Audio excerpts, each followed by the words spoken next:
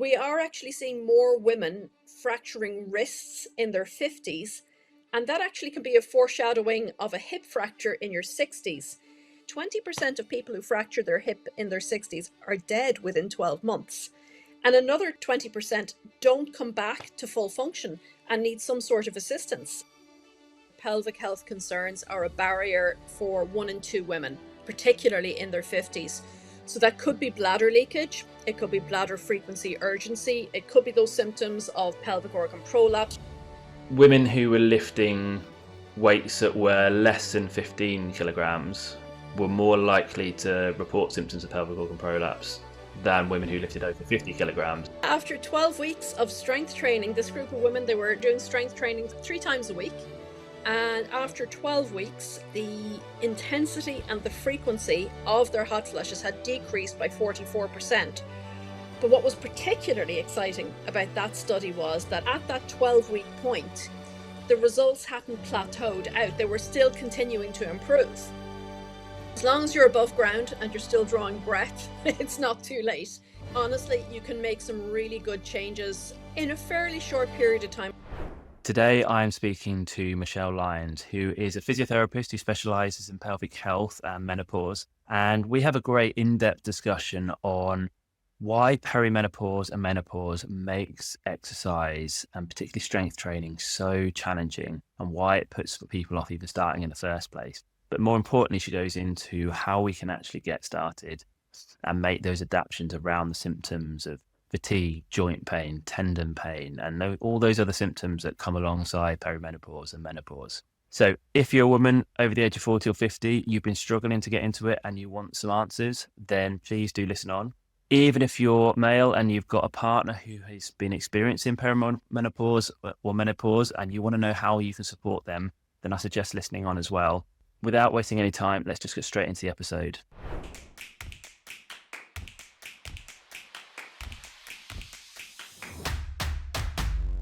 So Michelle, thank you for joining us on the Never Toil to Live podcast. Delighted to be here. Thank you. I appreciate you giving up your time. So I thought I'd start with the manifesto that you've put on your website, celebrating mediocrity. And that manifesto is: women deserve better healthcare. That feeling comfort, safety, and joy in our bodies is not only attainable, but our birthright. And I sort of ask you to just expand on that a little bit, and why has that become your manifesto? What kind of prompted that? And also within your answer, give us a little idea about who you are and who it is you help. Okay, so I think the reason that I feel quite strongly about that statement is because for many women, that's not the reality of their day-to-day lives. Whether they're in their menstrual phase or they're going through their perinatal transitions, or of course, if they're entering into perimenopause and menopause and beyond. And unfortunately, there's been this huge gender gap in the research, and we haven't been looking at women's health. So it might look, if you're on social media, it might look like menopause is everywhere right now and everybody's talking about it. But that has not always been the case. I mean, I feel like menstrual health is still one of the last great taboos in healthcare in general. But it's so important. It's such an important marker of how we're doing. The American College of Obstetrics and Gynecologists, they call our periods our fifth vital sign because it's that important and give us really good information. So if we're having trouble with our periods, if we're not, quote unquote, bouncing back after we have a baby, the way some of the magazines that we see, in the supermarkets would have us believe, if we're just not feeling great going through perimenopause or at any point in our life, I think for many years, women have been almost gaslit that, painful periods are normal. It's normal to feel exhausted all the time. It's normal to have pain, particularly pain with intercourse. Have a glass of wine and relax. There's all sorts of documentation in the research that women going to A&E with chest pain or with some of the more female typical signs of a heart attack are more likely to be told that it's anxiety and given, an anti-anxiety medication. And again, that old chestnut, go home and have a glass of wine and relax. because women don't have the same signs and symptoms of a heart attack as men. And for a long time, we've normalized male as normal. But actually, to quote the cardiologist, Dr. Nika Goldberg, women are not small men. And so we've got different anatomy, different physiology, different hormones, different challenges, socially as well. But just on a physical, on a biological level, we have different issues and different presentations when we're not well. So for me, it's all about health literacy and just spreading the message. And, I qualified as a physio, feels like 150 years ago, but it's about 31 years ago now. And I've been involved deeply in women's health, particularly for about 25 of those years. Because my career started out in sports medicine. I was working at quite a high level with a football team, and that was where I wanted to go. But due to my own obstetric misadventures, I changed career path. Okay. And that's really been a driving force for me ever since. So it's something that I'm passionate talking about, learning about, teaching about, and that's why I'm really happy to be here, so we can spread the good news, spread the gospel about women's health. Brilliant. And because you teach a lot of other physios on how we spread the message to others, Yeah. right? Yeah, it's a big part of what I do. I present at a lot of different conferences. I teach my own coursework online. I do mentoring. And it's just really about having those conversations so that we're not operating in isolation. Because we make up 51% of people on the planet, and I think we deserve better healthcare. And the research is out there, so there's more of it than there used to be. But unfortunately, the messaging about that, we're not as good as we could be in getting the message out to women generally, but I would also say to maybe some healthcare providers as well. So it's about doing a little bit of myth busting and educating and having good conversations along the way. Brilliant.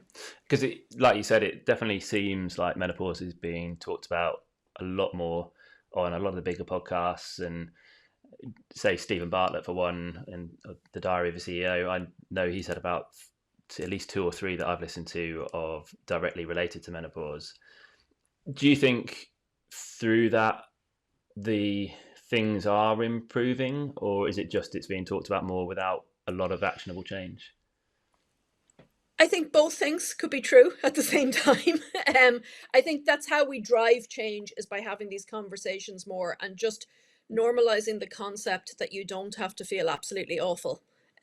Because for a long time, there was a lot of almost shaming around talking about menopause, but certainly in terms of hormone replacement therapy and seeking that out. And unfortunately, a lot of poor research that came out about, in 2002 with the Women's Health Institute really misrepresented what was actually shown in the studies they were conducting, and a lot of scaremongering about the safety of HRT, which is very safe now because we're using different formulations now. It's very safe, it's very effective. It is just a part of the picture, though. It's really important to emphasize that it's not like a band-aid. You can just literally take your hormones and you don't have to change anything else. The best approach for dealing with some of the issues that menopause can bring up, I really believe, is looking at lifestyle. So nutrition, sleep, movement, stress management, and also kind of just bringing back that enjoyment back into your life as well. But there is absolutely no shame and loads of benefits to incorporating hormone replacement therapy into that picture, as part of the solution.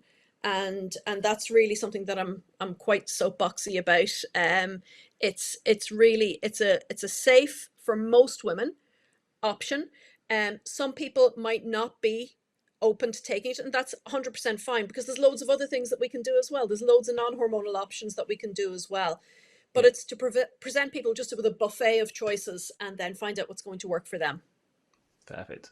And I suppose to understand how hormone replacement therapy works, it's worth going back a step to really clarify what is actually happening during menopause, and particularly why does it make then such an impact on, say, fatigue levels and some of the things that a lot of the symptoms create a lot of barriers to getting started with exercise, and let alone the strength and resistance side of things. But yeah, what's going on with menopause and why does it make things so difficult?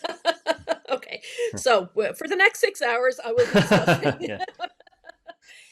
basically your ovaries. They start going into semi-retirement. Really, we think now from about our late 30s, Mhm. early 40s onwards. Menopause essentially means that it's been 12 months since you've had a period. Yep. So menopause itself is basically, it's a snapshot in time. It's been 12 months since you've had a period. Now you're in menopause, but you've probably been there for at least a year. Most of the symptoms that we associate, the bothersome symptoms that we associate with menopause, are actually happening during perimenopause. So that 10 or 15 years leading up to that last period. And Mhm. so we've got early perimenopause, and then we've got late perimenopause, and we've got menopause, and we've got life after menopause.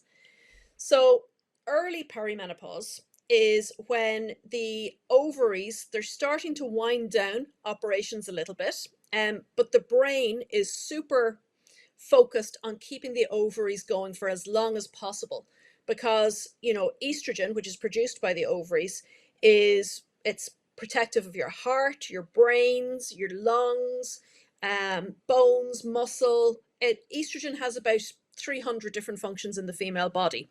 So brain wants to keep things going for as long as possible.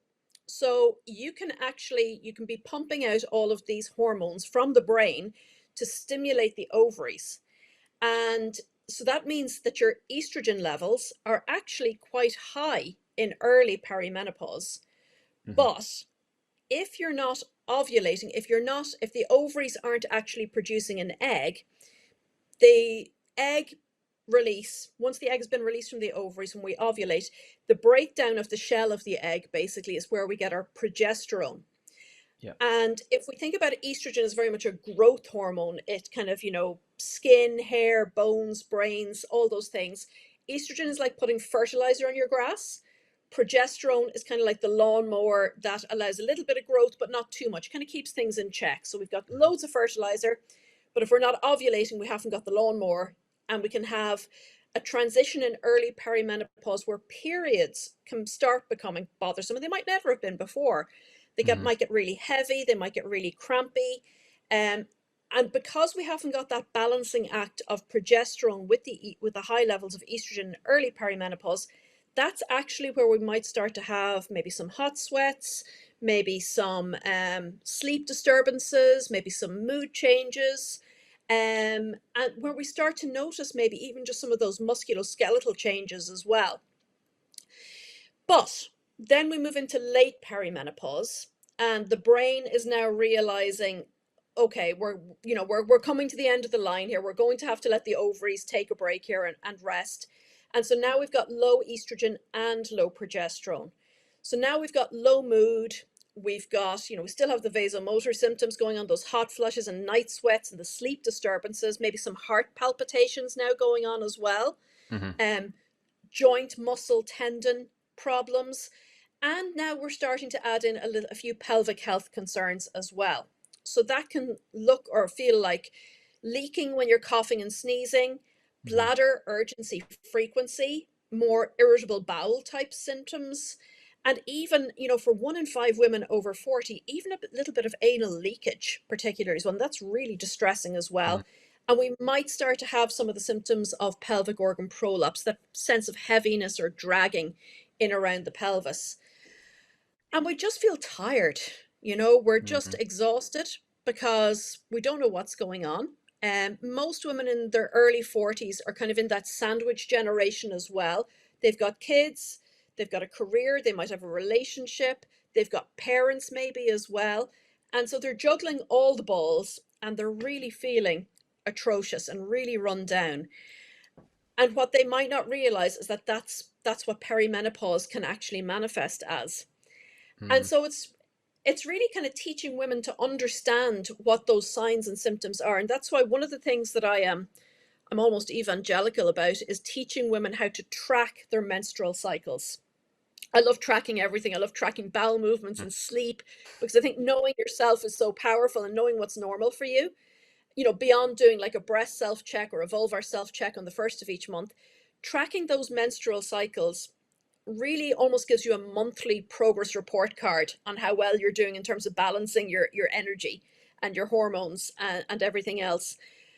Because if you start to notice you're skipping periods, or there's a gap, or then maybe you get a 2 week period, and you're absolutely exhausted afterwards, because yeah, you're probably in a little bit of iron deficiency anemia after something like Mhm. that, and you're not sleeping, and you're stressed out with everything else that's going on.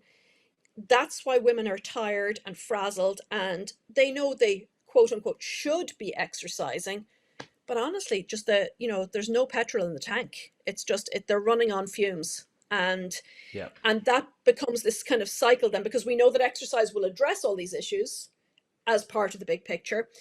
But if you are feeling absolutely depleted, motivation's left the chat. Mm. And just coming back to the tracking there, is it then the frequency of cycles? You mentioned the duration of cycles. Are you noting how tired you felt and some of those other sort of harder to measure type symptoms? Are you sort of building just a big pattern for each one? Yeah, I'm looking at overall patterns. So how long the actual menstrual cycle is. So your menstrual cycle starts, day one is day one of bleeding. And of course, like, the menstrual cycle is much more than just getting your period. You've got kind of the different phases of the menstrual cycle to consider. But tracking how long the cycle is, how heavy it is, and you could track that by, how many products you're having to use or whatever, but how you're sleeping, how's your energy availability, how's your mood, any food cravings. And so you really start becoming an expert on yourself. Mm. And what can be really empowering then is when you go to see your doctor, whether it's your GP or your gynae, you have data that you're going in with, and you can show them that pattern. I'm not talking like Excel spreadsheets. There's Yeah. loads of great apps that are out there, but honestly, just even keeping a note on the calendar app on your phone when you wake up each morning, tracking with, old school pen and paper. What we're looking for is a little bit of pattern recognition here, and just to see if there is this kind of ebb and flow throughout the month of the menstrual cycle. And I would encourage women to start that honestly as soon as they start having a menstrual cycle. But certainly when we're coming into that perimenopausal phase, I think that's when we really can start to get some good information. Yeah. And because you said that menopause could be as early as late 30s and the perimenopause stage could be as long as 10 or 15 years. So really kind of from potentially late 20s as you turn 30 that people should, or women should maybe start to consider tracking it at that point. Definitely when you're in your 30s, because we do have research showing that sadly, once we're in our 30s, um this paper just actually even came out last year. We know that men start to lose muscle mass significantly from about their mid 50s onwards. Mm-hmm. But for women, it actually starts in their mid 30s. Yeah, well. That we start to see a significant drop in muscle mass, but also in terms of, say, the spine and the hips, particularly, we've reached peak bone density at that point as well. And we also know that after about the age of 35, we start to lose a little bit of the integrity of our pelvic floor muscles as well. Mm. So this is really when we need to start, I think, taking our health very seriously, and not to be doom and gloom about it, but rather from an empowered perspective. Because, certainly by the time you get into your 40s and even into your 50s, you realize that you can't get away with what you were getting away with in your 20s. Yeah. But it's always easier to prevent a problem than it is to fix it. So if you're going into your 30s, you've had some education about how your menstrual cycle works, about how your body works, about your particular stress response, let's say, and you're really starting to integrate those proactive changes in terms of, nutrition, avoiding alcohol as much as possible, stress management, really focusing on good sleep, and then looking at getting all those core foundation exercise components in place.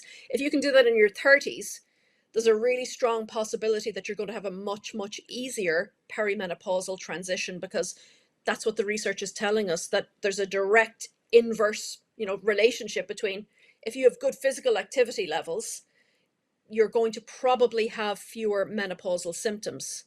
Mm. And it literally can be as simple as that. Yeah. I mean, majority of people listening to this are going to be sort of 50 beyond, and obviously it's a bit late now to go back in, and there's no possibility of going back in time to kind of make those changes. I'm assuming it's not all doom and gloom, and there's still actions we can take positively to make change. 100%. Yeah. 100%. It, as long as you're above ground and you're still drawing breath, it's not too late. And honestly, you can make some really good changes in a fairly short period of time. I like to give people like a 12-week framework to work within, because I think that's a realistic time frame to start seeing some good changes. Um, and introducing things like, like some strength training, like some modified, maybe if they haven't had a background of exercise, some high intensity interval training really has shown to have some nice benefits for menopausal women, particularly. Um, but mobility, balance, because what we know is that as we go through that menopausal transition, particularly once we're out the other side, it's been 12 months since our last period. Um, what we actually know from the research is there is a difference between the aging male body versus the female body, in that women will tend to have good levels of strength, but it's the power, it's the speed and complexity of movements and balance work. Those can become a little bit more challenging. So those are the ones that we actually have to focus on. So not just standing and doing isolated bicep curls, which are good, but Mm. we're actually looking at integrating a little bit of balance work, some mobility, because we want to hit all our bases when it comes to good musculoskeletal function. Just going back slightly, it made me think, and I don't know if it's you I heard it off or someone else, but I heard a stat that we're not great as a population in general at meeting the physical activity guidelines, but women between the age of 40 and 60 are falling short more than anyone else. And from what you said, that kind of starts to make a lot more sense. And one of the things I know did come from you, and I've probably got the numbers wrong here, and you might clarify, but I think you said it's when you were asking, there was a study that looked at the reasons why they might be falling short the most, and I think it was 1 in 2 had bladder issues. I think it's 1 in 3 had issues of symptoms of pelvic organ prolapse, and 1 in 3 was bowel leakage issues, and they're high percentages. I don't know if I got those numbers right there.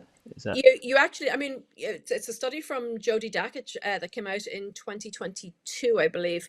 And it's actually, the numbers are quite stark. When she averaged them all out, basically she found that pelvic health concerns are a barrier for 1 in 2 women over the, and that's particularly in their 50s.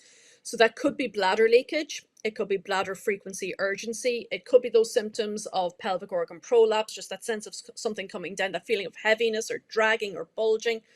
Or as I said, it could even be anal leakage, which is like super distressing as well.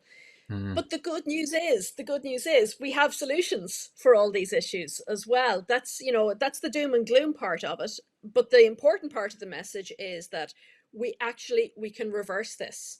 And, specialist pelvic floor muscle training, um, local vaginal estrogen, as part of your hormone therapy, even if you're not taking systemic hormones, if mm, you can just use topical estrogen cream in around the vagina and the vulvar opening, and that's brilliant when combined with pelvic floor muscle training for decreasing leakage, but also for calming down the urgency and the frequency.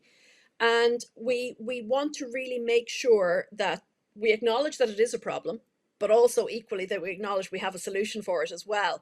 We have things like pessaries, which are basically like sports bras for your internal organs.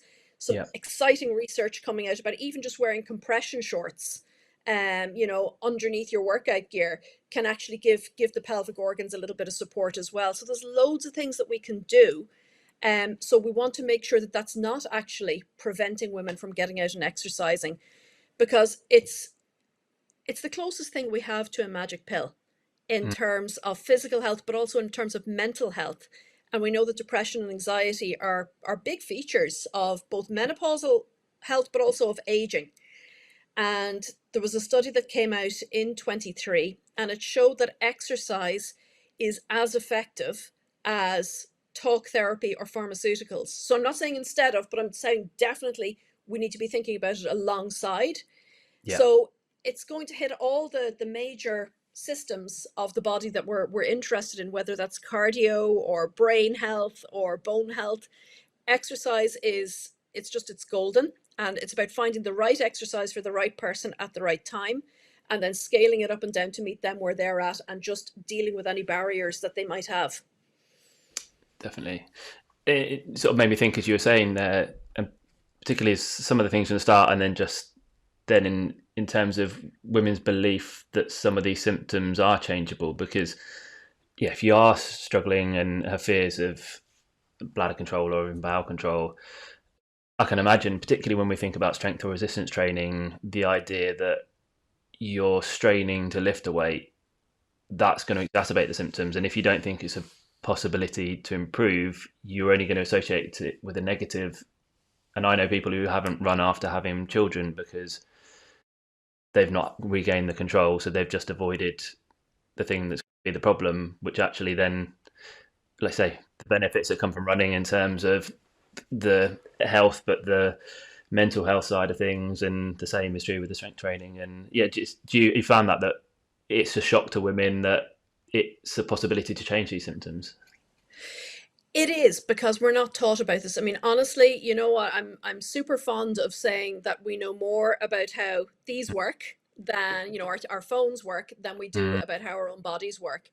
Um, and certainly, I think just getting that message out there and taking that stigma and embarrassment away, I think that responsibility is almost on us as healthcare professionals to mm, normalize that, to normalize asking and screening for these issues with the people that we're working with, and just kind of normalizing how common it is, but also really emphasizing the message that absolutely there are solutions for this. We have strategies, and again, within 12 weeks, a significant amount of people are either completely or mostly better, without surgery, without medication. mm, So it's like, it's such a hopeful place to be in, but we have to be able to have these conversations, because there was Emma Cowley, who is doing some really good research. She's the person who came up with that stat that only 6% of the research in sports science is done exclusively on females. okay, But she wow. published a paper. Yeah, I know. she she published a paper last year talking about the barriers that menopausal women face in going to the gym. Hmm. And she was talking about kind of the clothes they're wearing. Are they too baggy? Are they too revealing? Are they being judged? Are they intimidated by going into the weight section?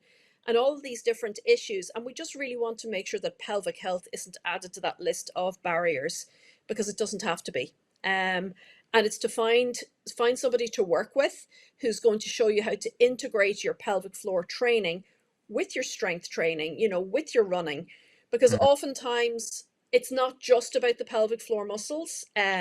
We know certainly for women in their 50s onwards, it's also about their hip strength and their hip mobility. And it's, if they're having, say, leaking with running, it's also about their foot and ankle strength and mobility as well. So we want to zoom in on the problem, but then we also want to be able to take a step back and look at the whole person and think, okay, let's work together to come up with an evidence-based strategy that's going to work for you, for the person in front of us. And I think that can be really empowering, just to realize you're not the only one going through this, because it can be mm, so isolating. definitely. And it feels a good point to bring in that study that you mentioned in your talk about 18 months ago when I saw it. And it was the women who were lifting weights that were less than 15 kilograms were more likely to report symptoms of pelvic organ prolapse than women who lifted over 50 kilograms. And that's something I keep pulling out a lot of the time, because I think common school of thought is if you're lifting more than 50 kilograms, the amount of intra-abdominal pressure. I think I looked at the study up. It was under 15 were more, and then it went into heavy, which was over 50. So the women over 50, 50, were less symptomatic, and under 15, 15, were more symptomatic. And I imagine the women that were lifting less than 15, there was a thought process that may or may not have occurred of, I imagine I'm keeping myself safe here and I'm less likely to experience the symptoms. And they've inadvertently put themselves in that kind of risk of having more symptoms. And yeah, is that some? Yeah, it was one of those kind of studies, and I'm lucky enough to know Laurie Forner, who was the person who did that research, and she's Okay. just finished her PhD around this. Um, and it really challenged a lot of biases, I would say, even within the exercise prescribing community, Mm, in terms of coaches or physios or fit pros. Because you can lift a little bit, but not too much, because that might exacerbate your pelvic organ prolapse. But actually, we now know that they were reporting fewer symptoms. And a couple of different reasons why this might be, because maybe, they're overall stronger. So that when they're going, let's say, from sit to stand, instead of taking a deep breath and bearing down and pushing down on the arms of the chair as they're going to stand up, they actually have enough, let's say, glute strength to go from sit to stand without holding their breath and bearing down. Or when they're lifting up something heavy, whether that's a small child or a bag of groceries, they've got enough upper body strength to lift that up again without breath holding and bearing down. And also, we have to acknowledge, and this kind of, again, was borne out by another research study that came out last year, showing that whole body strength training is really beneficial for the pelvic floor muscles, for people who even have bladder leakage, not even, going down the pelvic organ prolapse road, because whole body strengthening actually acts like an anti-inflammatory. We get a production of our own kind of internal anti-inflammatories when mhm. we do strength training. So these exerkines and myokines, they're called in the literature. But basically, we're producing our own medicine when we are strength training. I think the key is to remember not to go from 0 to 60. This is all about delivering a bespoke approach for the person in front of you who has maybe not done any lifting Mm, ever or for a long time. Or maybe they have a lot of experience, and it's really about tailoring that approach, that it's not going to be one size fits all. Because what we don't want somebody to do is to go from, walking into a gym and picking up a set of weights that are beyond their current load tolerance, and then ending up in a spot of bother with, tweaking a muscle, or having an episode of leakage and think, well, that's it, I'm done. So it's about finding somebody who can work with you and take you through that journey and build you up to that point, but not to be afraid of getting to that point where you are lifting that little bit heavier, mm. because not only is it going to be beneficial from a pelvic health perspective, but we're also loading muscles and tendons and bones. We're getting the anti-inflammatory effect. We're even going to sleep better. I mean, resistance training has been shown to improve sleep. And also in terms of weight management, which can become a concern for many women kind of going through Mm. that menopausal transition. We know that resistance training is one of the key ways in which we can do that. And it's also just maybe worth mentioning that, particularly for women who are struggling with their weight at this point in life and are maybe using medications like Ozempic or the GLP injections to support weight loss, that they are great at what they do in terms of losing weight, but you will lose muscle as well as fat here as well. So it's Mhm. really important to counteract that muscle loss if you're on those that journey with those GLP injections. That we're definitely including some strength training here as well. Yeah. And because are they more appetite suppressants? So, Kind of, but the way one of the mechanisms that they work is that they slow down emptying from your stomach, and they mhm. slow down the transition of food, through your digestive system, through the intestine. So you will basically you feel fuller for longer. You're less inclined to go for the snacks and things like that, and it slows down particularly fat digestion. But the issue would be then, from a pelvic health perspective, if we've got slower transit through the bowel, we can get a lot of water reabsorbed back into the system. So actually, constipation can become a problem with some of these, as well as the muscle loss. And constipation is one of the biggest enemies of good pelvic health at any age and stage, but particularly at menopause. So Mhm. teaching people how to self-manage their constipation, making sure they're hydrating well, but teaching them abdominal massage, teaching them good toileting techniques. Those are all things that pelvic physios are really excited to talk about. And because I imagine it ties in with, I see a lot of people, but women particularly, if they have experienced any weight gain through menopause, is at a time they feel inspired to try and take some action and start some exercise, they often become overly restrictive in their diet. And like you say, it's then not just the fat they're losing, it's very much the muscle that we actually want to build. And I imagine these injections kind of almost kind of add fuel to that fire, do they? They can. So it's really important that, that you're having these conversations with your GP or whoever you're working with, whoever's prescribing you these, and that you're not kind of going privately with them or kind of getting them off label, if you like, because there's a lot of education required around getting the best outcomes around there, because the idea is to lose fat. Mm-hmm. But if we're not taking in adequate protein, and if we're not actually, consistently working on building muscle, we will end up losing muscle, and that's going to lead to lower energy, higher risk and rates of injury, and of course then osteoporosis, which everybody thinks of way in the future. That's an old lady problem. Don't need to worry about that now. But we are actually seeing more women fracturing wrists in their 50s. And that actually can be a foreshadowing of a hip fracture in your 60s. And what most people don't realize is that a hip fracture in your 60s, 20% of people who fracture their hip in their 60s are dead within 12 months. And another 20% don't come back to full function and need some sort of assistance, to get on with their everyday life. So we really want to start taking those evasive maneuvers as soon as we can, certainly in our 30s. But even if today is your first day thinking about exercise, that's a great day to start. Because the exercise you do today is so much better than the exercise you didn't do yesterday. And so we want to really encourage people to enjoy their bodies, to get back into their bodies again. Mm-hmm. Because there is that fear factor, I think, around moving. Am I going to hurt myself as well as am I going to leak? Yeah. And there's something you said in your talk, and you phrased it as a wrist fracture in your 50s should be a warning shot across the bow and prompt you to almost motivate you to take action. You mentioned at the start of the interview that we reach peak bone density in your 30s. So have we left it too late? Is it still possible to make improvements on bone density in your 50s? No, it's not. And I would say particularly this is one of the strengths, I think, of having hormone therapy on board as well, because it is quite bone protective, and that's fairly unequivocal in the literature.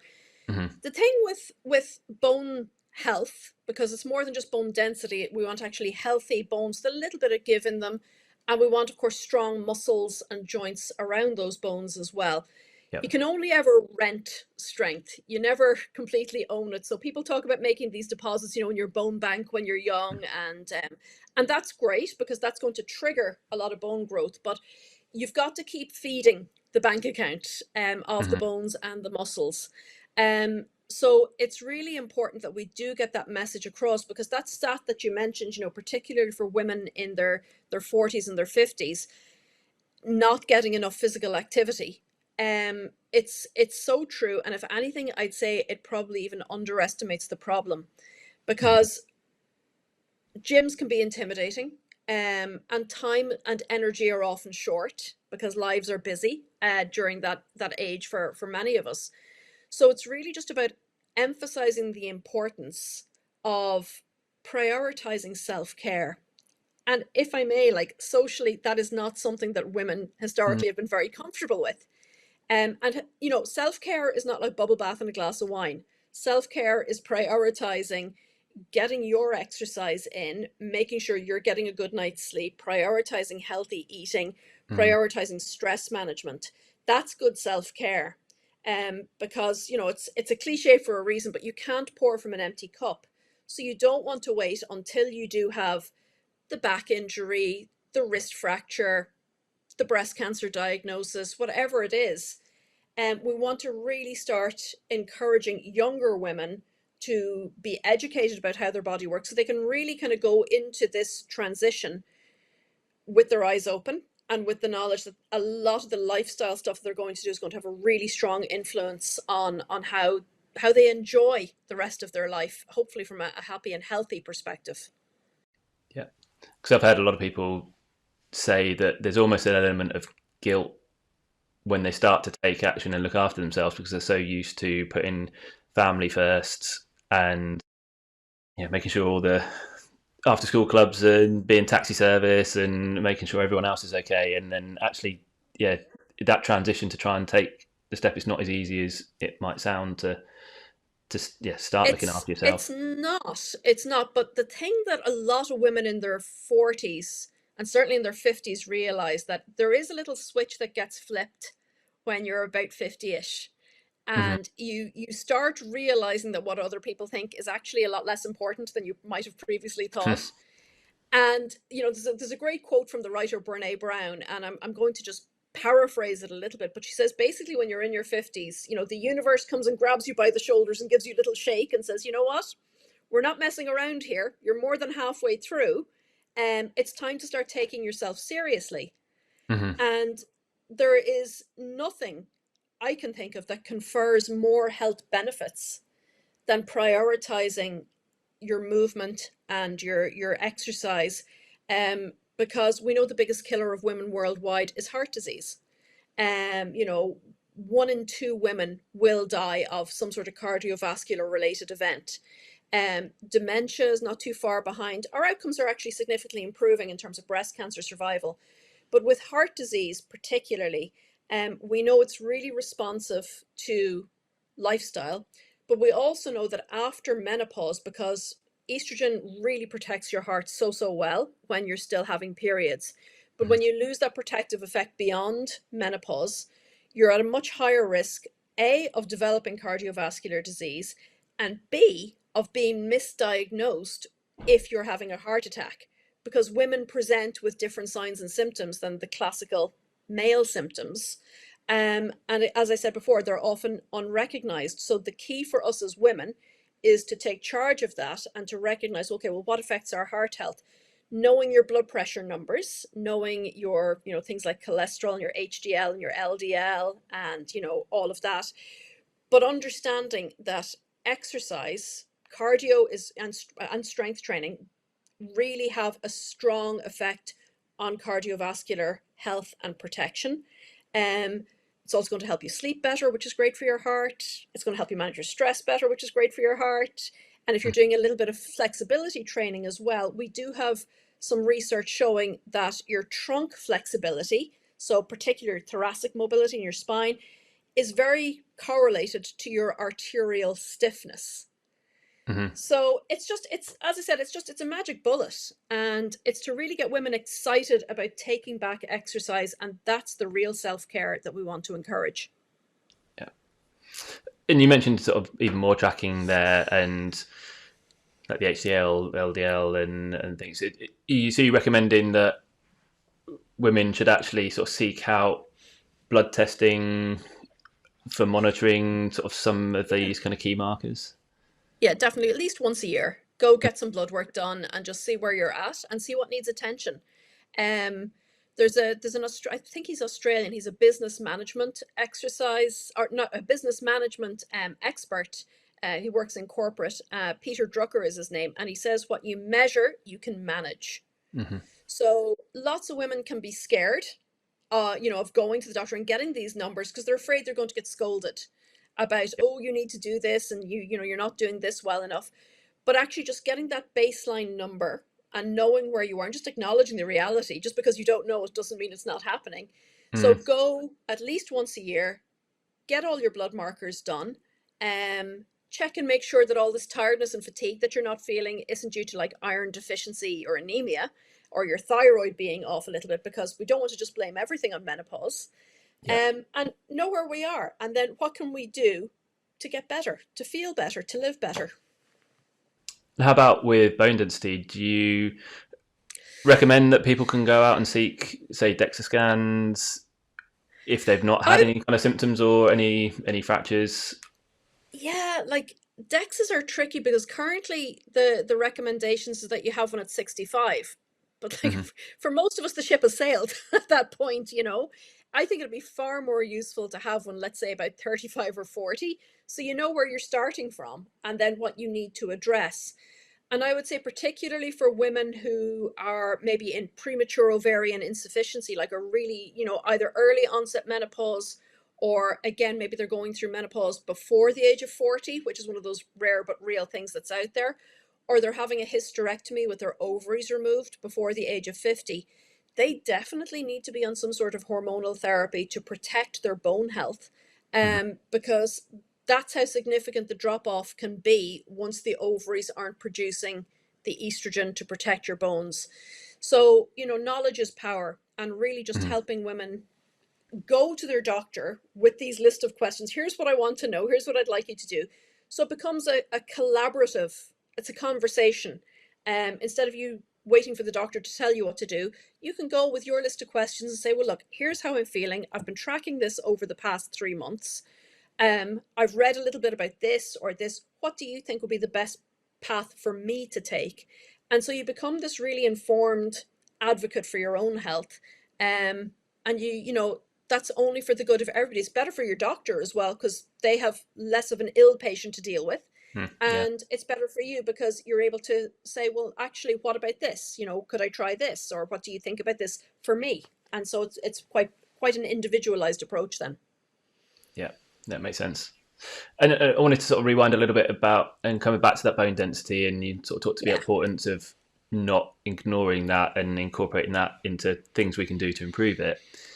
Obviously, weight bearing with load is one of the things that helps bone density. So the strength and resistance training will particularly kind of benefit that if we're doing some of the compound lifts like the squats and deadlifts and weight bearing type ones. Mhm. What else can we do to help improve bone density in terms of exercise? In terms of exercise, there are two other things that we know work really well, and one of those is impact. Hmm. So there was a study that came out a couple of years ago showing that hopping on one leg in different directions after about 12 weeks really had good outcomes in terms of lower limb bone health, from the foot all the way up through to into the lower spine. You wouldn't, if you've never hopped on one leg before, you don't go from 0 to 60, but you Yeah. might start in 2 feet and just build up to it. So impact like that can be really, really helpful. Some interesting studies on whole body vibration. Using those are not as widely available, and there's a little bit of nuance to that as well. So strength training and impact training, but also some restorative work as well. Whether that's some yoga or Pilates or breath work, because we actually know that unmanaged stress and sleep deprivation. So if you sleep less than 5 hours a night, that has a significant impact on your bone health as well. Hmm. So we do need to make sure we've got some good stress management exercise strategies in place as well. That's going to help us get a better night's sleep, help us manage our stress better. And that's often the component that gets overlooked. Because I think most people know about the strength training. But we've got to make sure that we're taking a very rounded approach and looking at all the different ways that we can influence bone health. Yeah. Brilliant. And then, yeah, we've talked about a lot and we've kind of brushed very quickly over the impact of fatigue and tiredness. And again, I find that's a very big barrier to women getting into any kind of training or new exercise regime, because they might feel they're fine at the time, but then they feel completely exhausted for a day or two afterwards, or they just struggle to finish a workout because they feel so fatigued. And then on the flip side of that, I've also seen, once we've made the small changes and tweaked kind of how long the workouts are, maybe did a few shorter, more frequent ones, once they've got into it, they've actually found as a result their fatigue levels have felt like they've improved. Is there any kind of reasoning to why, again, fatigue is such a big part of it, and is that something you've seen that it improves as you get into exercise? Definitely. There is almost like that kind of curve that you've described. You're going from baseline fatigue, you exercise and the fatigue might drop a little, or the energy might drop a little bit because maybe you're not refueling Hmm. adequately afterwards. For many women, they're not hydrating well afterwards, either before or afterwards, because they're afraid they're going to leak. Hmm. And if they're not sleeping well, we know that's when your body is doing all of its repair work. And so what I would say is, well, let's look at how we can kind of, reverse engineer that a little bit to get you through that difficult stage. Um, because we actually, again, I love the research and I love kind of talking about it from an evidence-based perspective, that doing 3 12-minute high intensity interval training sessions a week. So 12 minutes was all it took. And then on the other days, you do 2 strength training sessions. So even in small doses like that, we can start to see some significant changes. We're not talking, and historically, I think women, when they're going to the gym or they're trying to manage weight, they go for the cardio machines, they go for the treadmill, they go for the bike, and this long slog of an endurance approach Mm. to exercise.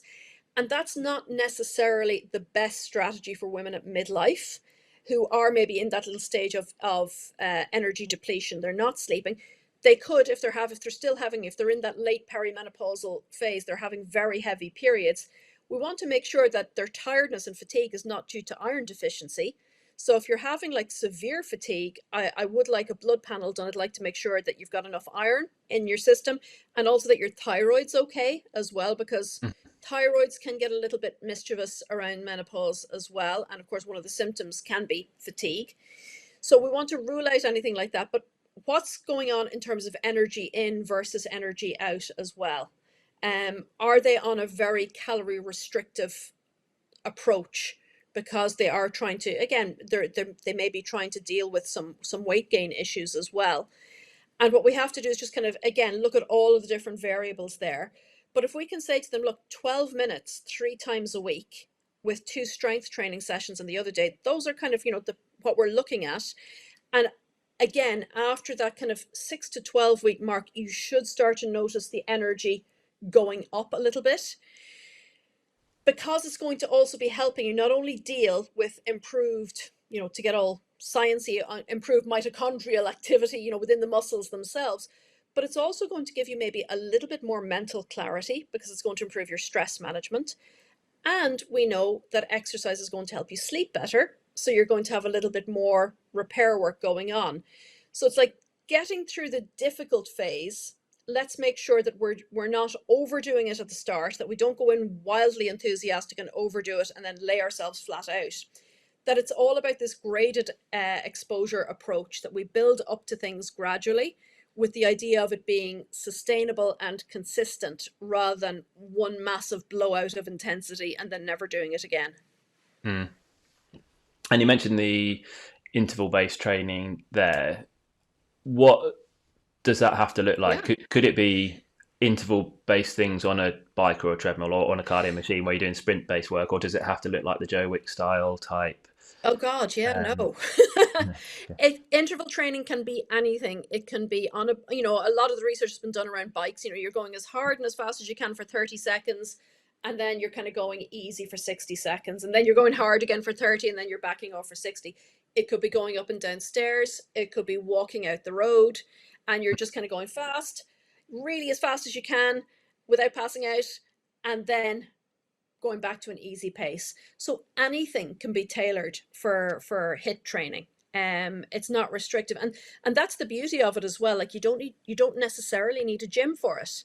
You can just Mm. walk out the road. If you have an exercise bike at home, if you have a flight of stairs at home, and the beauty of stairs is you're getting a little bit of sneaky strength training as well for the Mm. lower limbs going up and down the stairs. So it's a win-win situation.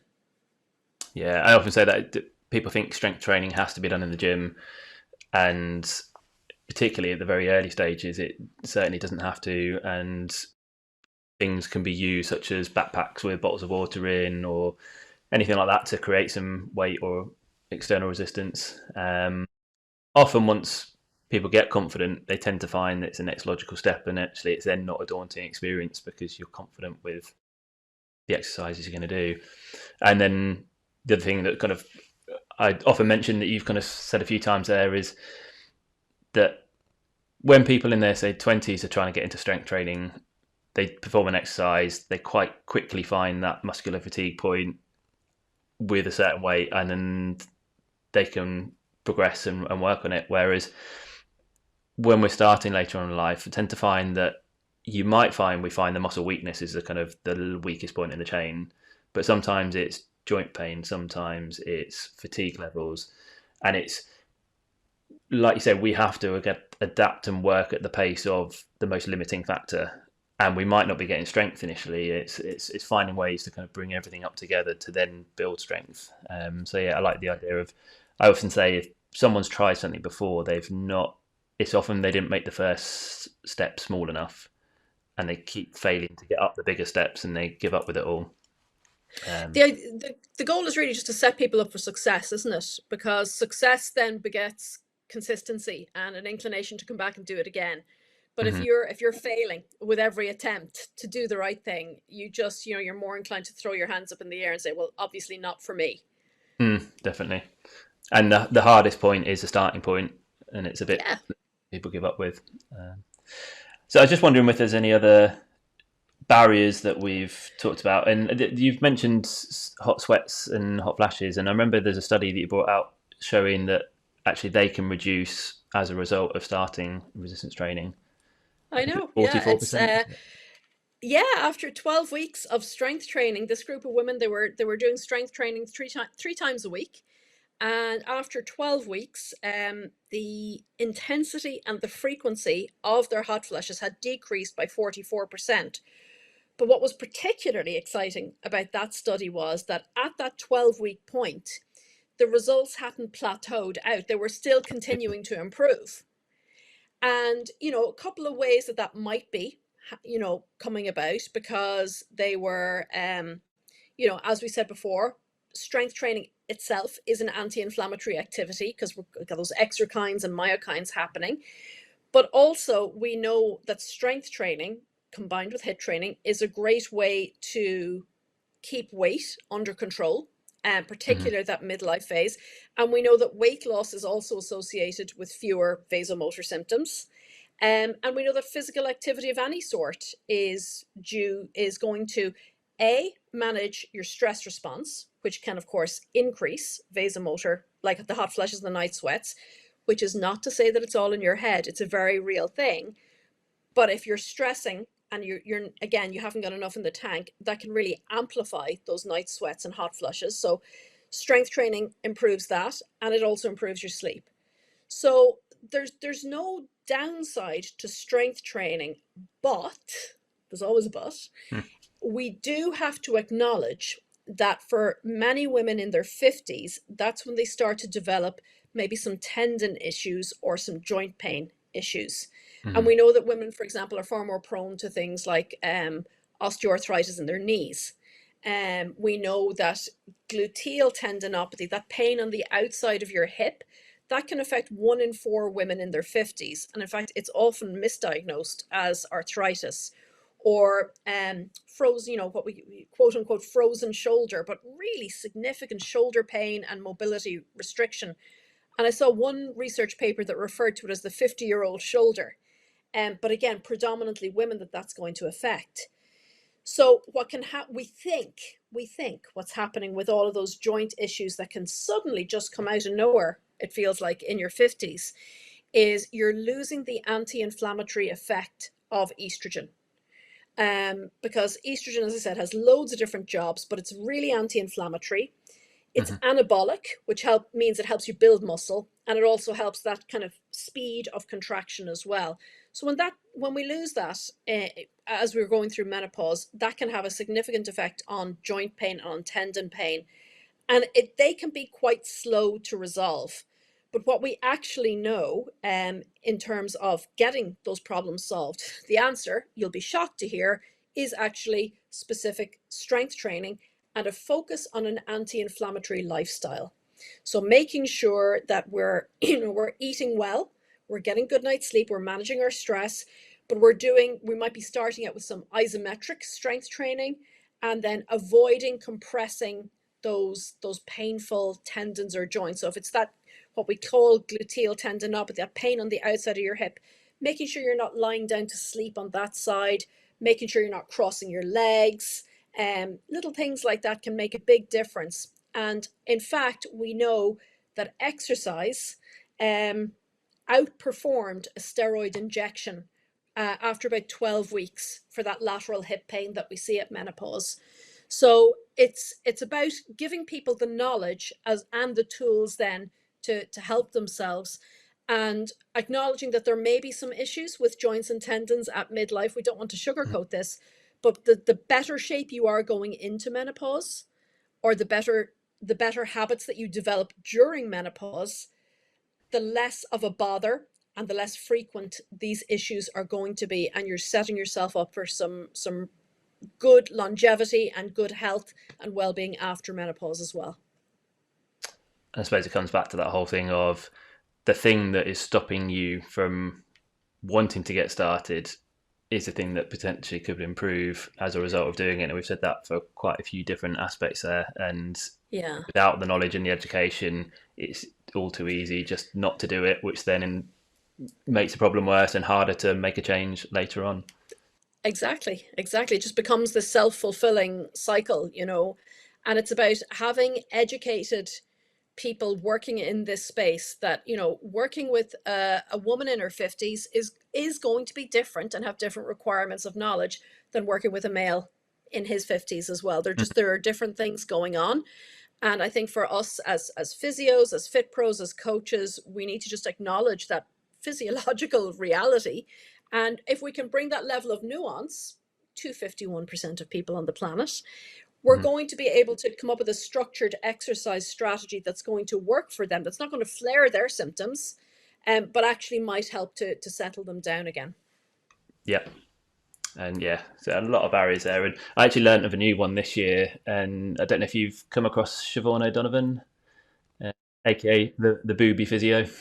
But yeah, she talked about breast weight and what a barrier that has to a lot of women. But again, during menopause, where there might be changes in sort of shape and size. And again, that's not something I'd even considered before. And actually, how simple a supportive bra can be. But yeah, she's actually going to come on the podcast in a few weeks to have a whole discussion about that. But is that something you've sort of noticed or sort of worked Definitely, around with people? definitely. And that's throughout the whole female lifespan, because we know that it can be one of the major drivers why teenage girls drop out of sport, Mm-hmm. is because they haven't got the right support, and they're conscious about bouncing, or just it's painful, and so that can really restrict their thoracic mobility because they're very guarded.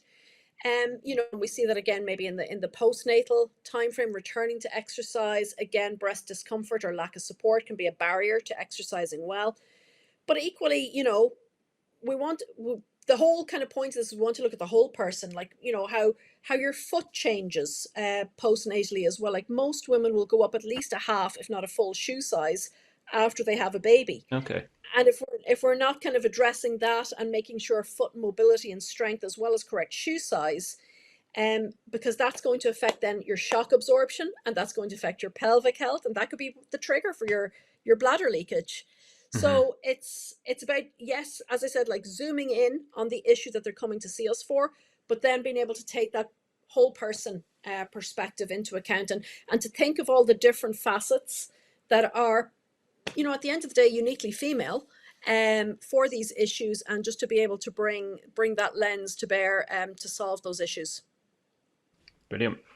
Sort of conscious we've just crossed the hour mark, and there's just one more thing that I meant to sort of bring up as we went through that, when we talked about trying to do something to lose body fat and preserve muscle Mm. mass. And the thing that you hear all the time is that strength training is going to make you bulky, and I wish. therefore, yeah. I was going to say, if you had a few words on that as a barrier to people getting Yeah. started, and why Oh my that is a bit of a goodness. myth.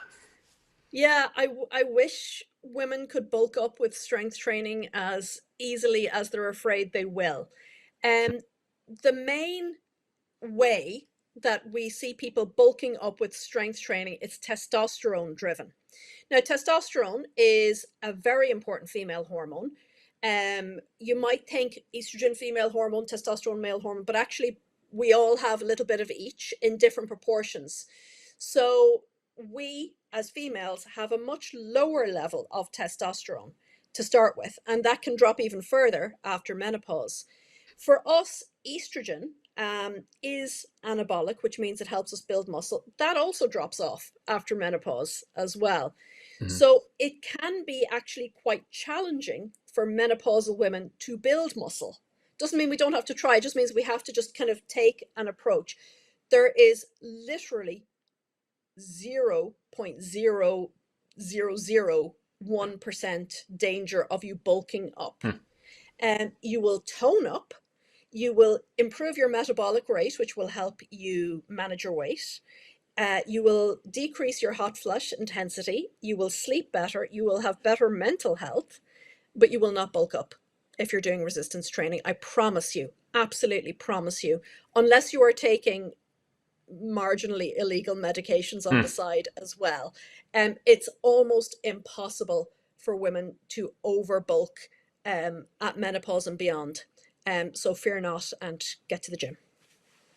Brilliant. I think that's a positive kind of last couple of statements there to finish on there. I mean, is there anything else that you feel like we haven't discussed that's an important thing that could I, help someone sort of come off the fence and actually start taking action? I think, just to have that conversation with yourself, because it's like we all know objectively on one level that exercise is important, exercise is good for us, but we also know that we're not doing enough of it, most of us. And so let's look at those barriers and take them apart piece by piece and dismantle those barriers. And then figuring out, just really acknowledging how good and how empowering exercise could be for us. And even if it is just 5 minutes of heel raises or squats while you're waiting for the kettle to boil, that's a great place to start. Mhm. But I will say, just don't neglect your sleep, because if you're not sleeping well, it's really hard to get motivated to make good choices, either about your nutrition or about exercise. So we really, at this point in our lives, have to prioritize good sleep, because everything looks so grim, doesn't it, when you don't get a good night's sleep? Everything is quite grey and catastrophic. So we really want to prioritize good sleep. And one of the easiest ways that we can do that is to eliminate alcohol at midlife. You know what, you might have had a good run with it when you were younger, but at midlife, alcohol is not your friend in terms of weight gain, in terms of sleep, and also in terms of your risk of heart disease and breast cancer. So it's the number one quick fix that you can do to start improving your health metrics almost straight away. Stop drinking and get to the gym, or do a few squats. Okay, brilliant. And is there anywhere that people can find out more about or listen to? I know you've got your own podcast and Yeah. you're fairly active on Instagram. Is that the main one? Yeah, Instagram is usually where I hang out. So it's Michelle Lyons _ Mulierberty. And I do have online courses. They're geared towards healthcare professionals, so women's health physios or fit pros. And all of that information is on Instagram, or my website is celebratemulierberty.com. Off the top of your head, is there a resource in particular that someone who's not a healthcare professional, it might be more suited towards them to check out first? Yeah, I would say just go to my Instagram feed and find out, because I'm kind of multi-passionate when it comes to women's health. So if you're scrolling through my Instagram feed, you'll find lots about menopause, but you're equally as likely to find stuff about menstrual health or breast cancer or endometriosis or bowel health or back pain. So because there is a female-centric approach, I think that's necessary for all of those things. Probably there's going to be a lot of talk about constipation, because I think it is kind of one of the foundational tools for good health, hormonal and otherwise. But have a look at my Instagram page, and hopefully you'll find some useful tips and tricks there for living better if you're a woman. Brilliant. And for anyone listening, I'll put those in the show notes or in the description of the video below. because I can just about say Muliabrity, but I You could did certainly very not well. spell it. Couldn't spell it off the top of my head. Yeah. But brilliant. Well, thank you, Michelle. I really appreciate your time to come and talk to us, and I've certainly learned a lot, and I'm sure the listeners have too. Can't thank you enough. Oh, my pleasure. Thanks for having me. No problem. I'm sure you'll agree that was a fascinating episode, and I can't thank Michelle enough for coming on to give up her time to speak to us. I would love to know which parts of that you found most valuable, which resonated with you. So if you're watching this on YouTube, please leave a comment below and let me know. If you are listening to the audio of this podcast, then please either go over to YouTube and you can leave a comment there, or you can send me an email. It's chris@nevertooldtolift.com. And if you've got any questions that you want clarifying as well, then I can always pass those on. And I'll put a link to all Michelle's details in the show notes, so you can find that in the description or on whatever podcast player you're listening to this on. But for now, I will leave you to it, and I will see you next week.